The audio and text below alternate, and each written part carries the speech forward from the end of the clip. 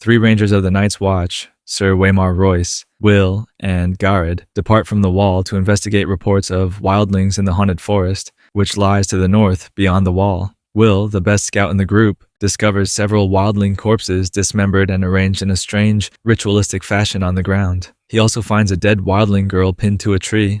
He reports back to the others. Guard advises that they should return to Castle Black to report the situation to Lord Commander of the Night's Watch, Jorah Mormont. Sir Waymar overrides his advice and, instead, insists on seeing the corpses for himself to determine what killed them.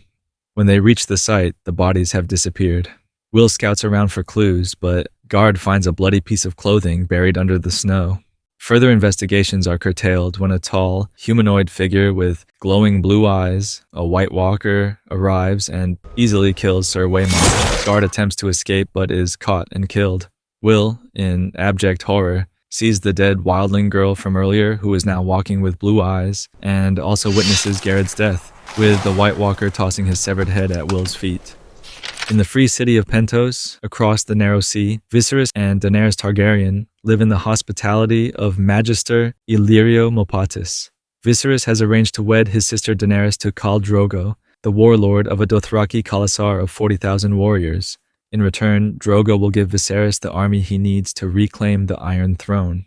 Viserys prepares Daenerys for meeting the Khal. He tells her what a beautiful young woman she has turned into, and slips off her dress and fondles her breast. She is silent and looks away, as if pretending it isn't happening. She steps into a hot bath that has just been drawn. This greatly distresses her maid, who believes the water will scald her. However, Daenerys seems not to notice it and appears to be unharmed. Illyrio and Viserys discuss the quest to sail back to Westeros, and Viserys inquires when the wedding will take place. Daenerys is not pleased with the arrangement and blurts out that she does not want to marry Drogo. Viserys insists that Daenerys will marry him, because, in return, Drogo will give Viserys the army he needs to retake their father's throne from Robert Baratheon. Viserys adds that he would let his sister be raped by all 40,000 of Drogo's men and their horses if it meant getting his throne back.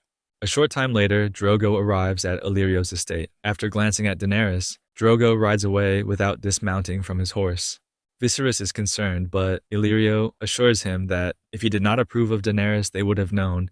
Later, Daenerys marries Khal Drogo, and a great celebration is held. Several people die in impromptu duels, which Illyrio says is a good sign. A Dothraki wedding without at least 3 deaths is considered a dull affair. The bride and groom receive many gifts, but for Daenerys, 2 are particularly interesting. The first is a selection of books containing stories and songs from the 7 kingdoms, given to her by Sir Jorah Mormont, an exiled knight of House Mormont.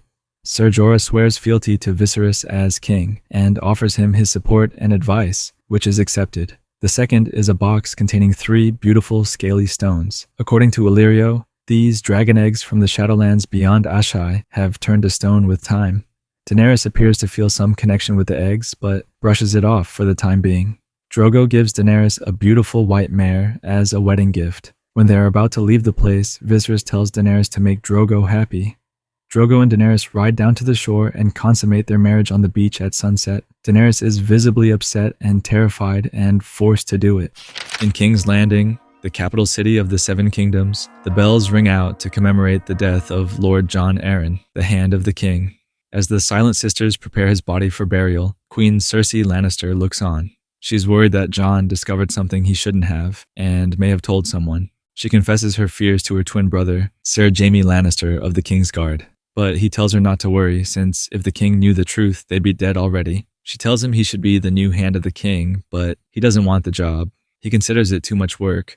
Cersei accuses him of taking nothing seriously.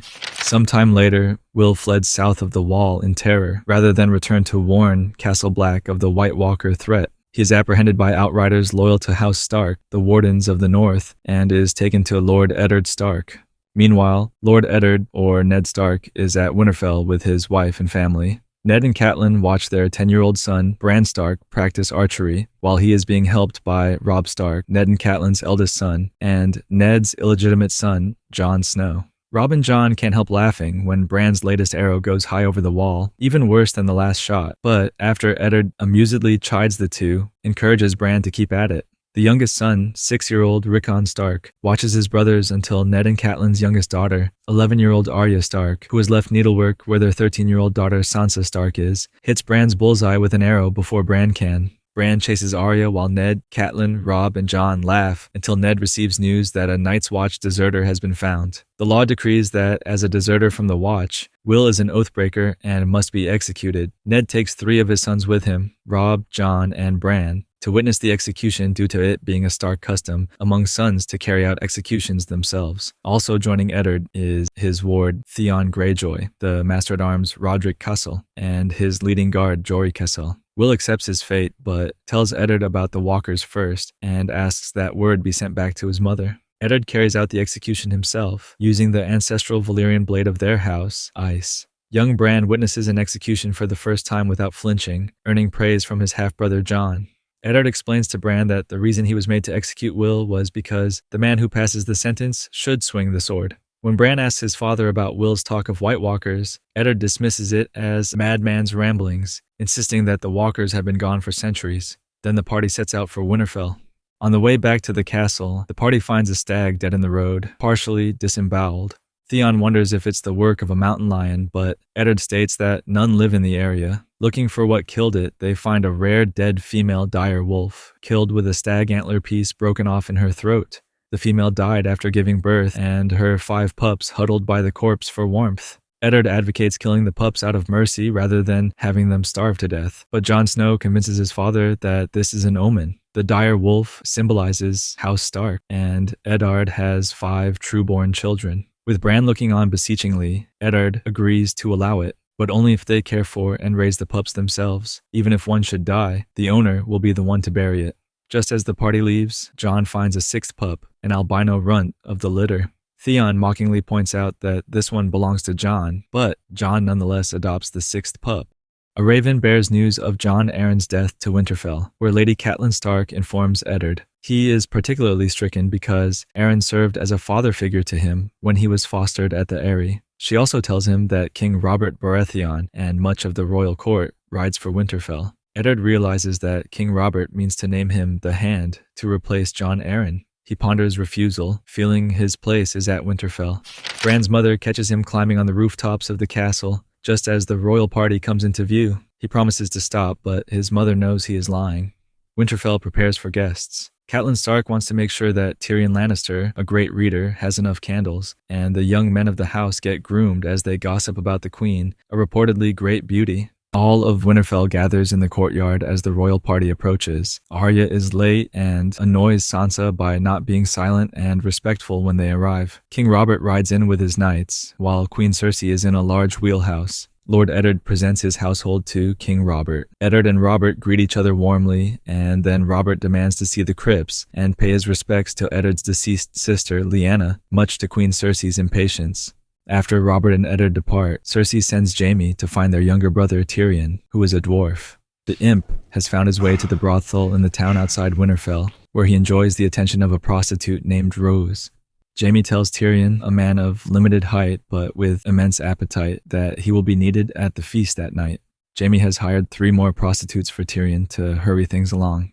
In the crypts, Robert offers up his prayers at the tomb of Lyanna Stark, Eddard's younger sister, whom Robert was betrothed to before she was allegedly kidnapped by Prince Rhaegar Targaryen. Lyanna died shortly after she was found. He tells Eddard that, in his dreams, he kills Rhaegar every night anew. Eddard reminds him that House Targaryen was destroyed, but Robert replies, "Not all of them." Robert formally offers Eddard the role of Hand, and Eddard asks for time to consider. Robert agrees, but offers a sweetener, the hand of his son Joffrey, in marriage to Eddard's daughter, Sansa. A great feast is held, and Cersei and Catelyn exchange cordial words. Cersei seems more impressed by Sansa, thinking that she will be a great hit at court. Outside the feast, Jon Snow works at his sword practice, angry that Catelyn thought it would be inappropriate that a bastard should attend. His uncle Benjen Stark, first Ranger of the Night's Watch, arrives to join the feast, and Jon asks him to take him back to the Wall with him. Benjen agrees to consider it. Tyrion Lannister then arrives and talks to Jon, suggesting that he is too pricklish and quick to take offense when his illegitimacy is pointed out. He should take the insult and wear it like armor so that no one can hurt him with it. When Jon angrily asks Tyrion what he knows about it, Tyrion replies, "All dwarfs are bastards in their father's eyes." Eddard and Catelyn receive a letter in the night, delivered to Maester Luwin by a messenger from the Eyrie. The letter is from Catelyn's sister, Lady Lysa Arryn, the widow of Jon Arryn. In the letter, Lysa says that Jon Arryn was murdered by the Lannisters and that they plan to conspire against King Robert. Luwin counsels that Eddard should accept Robert's offer to be hand, so he can investigate the truth of the matter and protect the king. Eddard, while he would prefer to stay at Winterfell, agrees with Luwin and accepts the offer. The next morning, Eddard and Robert go hunting, leaving the castle largely empty. Bran indulges in some climbing, but while climbing a broken tower, he hears someone moaning. He peers through a window and finds the queen and her brother engaged in a sexual act. Cersei spots him and warns Jaime, who grabs Bran. Jaime looks out the window to make sure nobody else is watching and only sees Summer. He turns to Bran and asks how old he is. When Bran replies, 10, Jaime remarks with a sigh, "The things I do for love." With that, he pushes Bran out of the window.